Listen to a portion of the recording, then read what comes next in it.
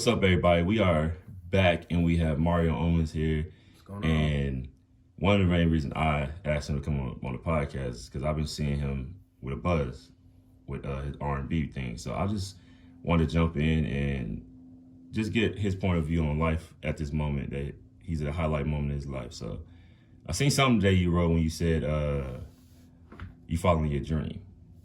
Can you elaborate on that as far as R&B thing? Okay.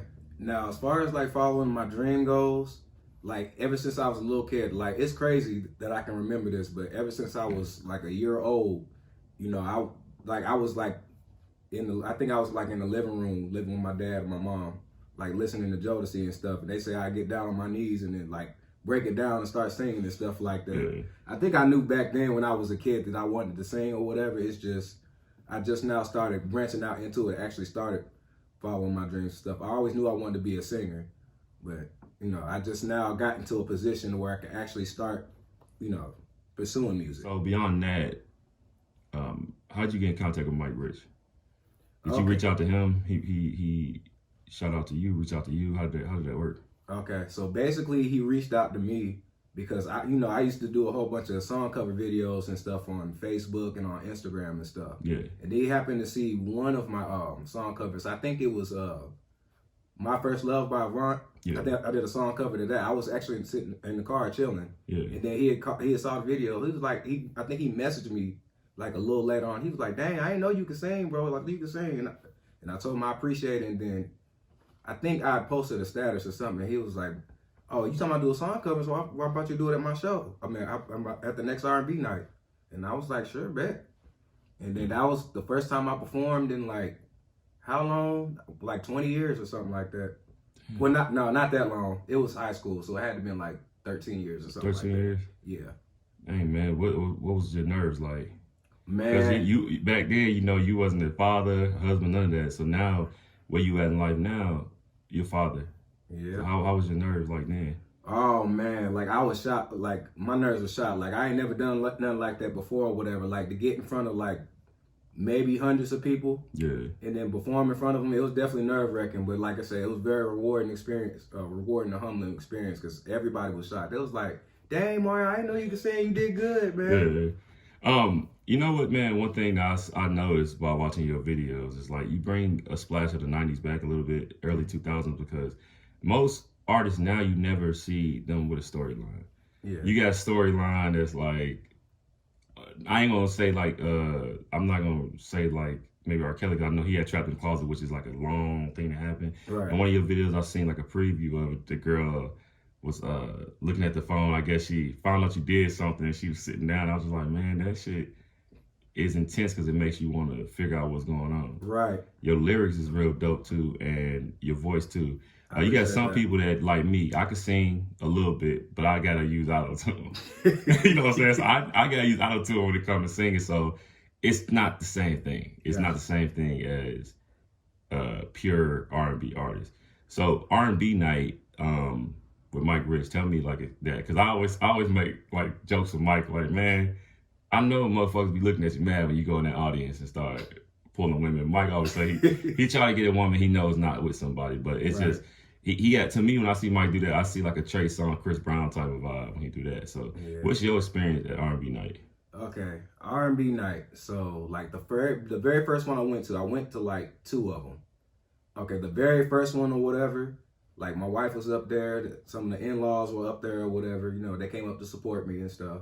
And then, like I said, I was a big ball of nerves or whatever. I was super nervous, but when I got up there and did my thing or whatever, it's like nothing else mattered.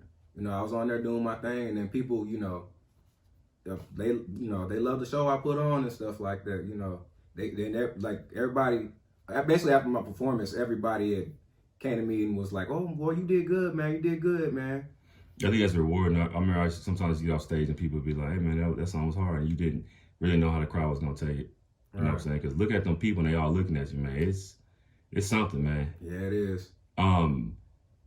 Your relationship with Mike, I mean, I see you earlier, I told you before, I seen you giving praise as far as like helping you get back to the groove of following your dreams. Like, you want to elaborate on that a little bit? Okay. All right, so Like your appreciation for him is what basically what I'm asking. Like, yeah. okay. So the thing with that is, I appreciate him for everything he's done for me. Like you said, he's extended an olive branch out to me. He reached out to me, asking me if I wanted to perform, at that first R&B night that I went to, whatever. I was like, sure, why not? Like, I ain't performed in a minute. I love the feeling of being on stage and singing my heart out and stuff like that. I love, performing and stuff like that. I live for moments like that. And then, he's always giving me more opportunities too. He's like, hey, you want to do this show in such and such place? I know next month on February 11th, we're supposed to be doing an R&B night in Huntsville, Alabama on the 11th. And then the 12th, we're doing another show in Clarksville. So how that make you feel right there? It makes me feel great or whatever, because like I said, Mike, he's always, going out his way to try to help out other artists. Yeah, he gonna show love and support all the time. Yeah. Did you experience hating the city yet? Because me and him talked about that when he was on the show about hatred in the city, things you start noticing when you start building the buzz. Have you experienced that yet? As far as I know, I haven't, but I know it's very real. Yeah, like it really is a thing. So it's crazy, man.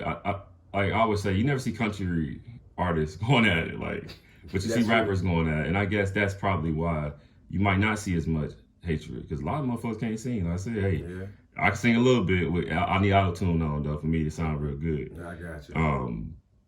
Just that right there, man. What's your process of coming up with songs? Is it hard? Do you pull from pain? Do you pull from where do you pull from? What's your source?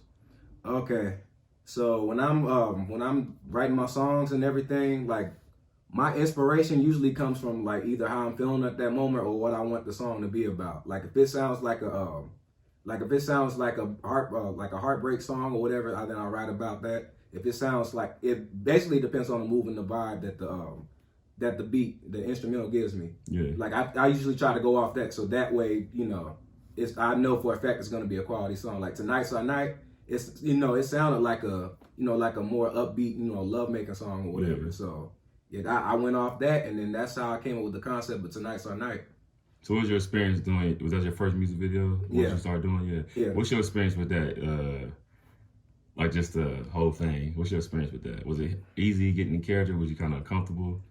How'd you feel? I ain't gonna lie. At first, like I was kind of out of my element because I was super nervous that they was talking about how stiff I was or whatever. They was talking about how I seen that too. Yeah, I seen it. Yeah. They was talking about how awkward I was or whatever, and then it took me a while to actually, to get more comfortable behind it. Because once being behind camera or whatever, it's a whole different beast.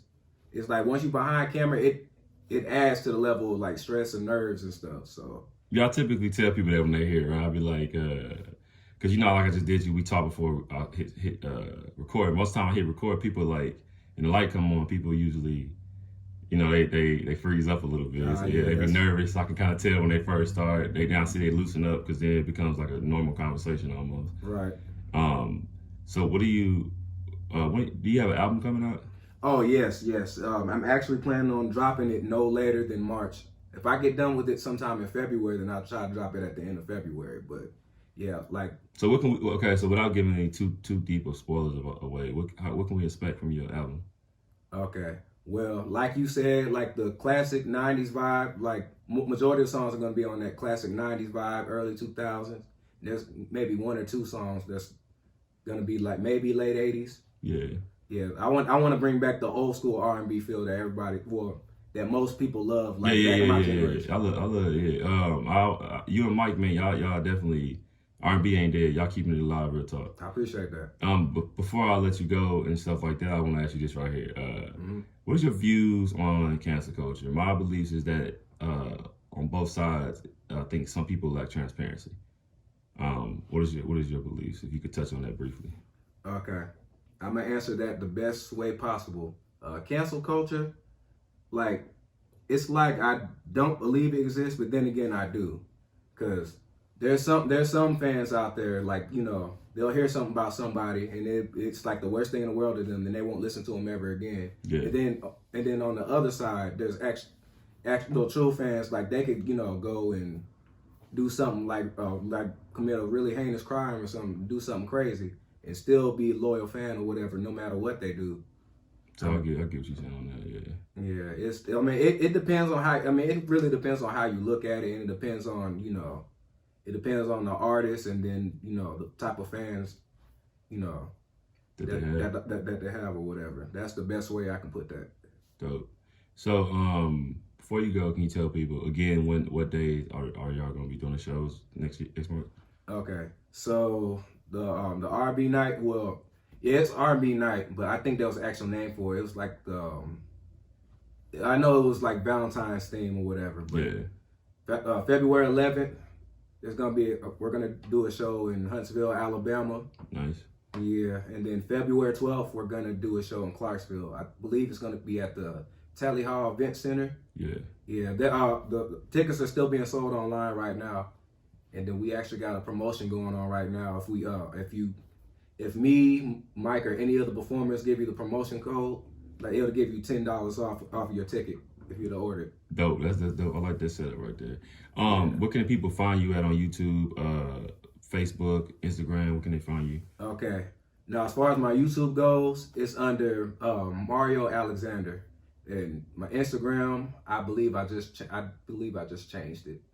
Wait, or is it still Mozzie Mondo? I'm trying to remember. See, it's either under Mozzie Mondo or Mario Alexander. I don't think I changed it, but I'll have to double check. Oh, it's Mario Alexander. I'm about to say, yeah, it's Mario Alexander. Okay. Cause cool. you just subscribed to my channel. Okay. Yeah, it's Mario Alexander. Yeah. No, I know the YouTube's Mario Alexander for Yeah. sure. Instagram I have to double check on, but it's either Okay. Mozzie Mondo or Mario Alexander. And then everybody knows I got the Facebook page or whatever.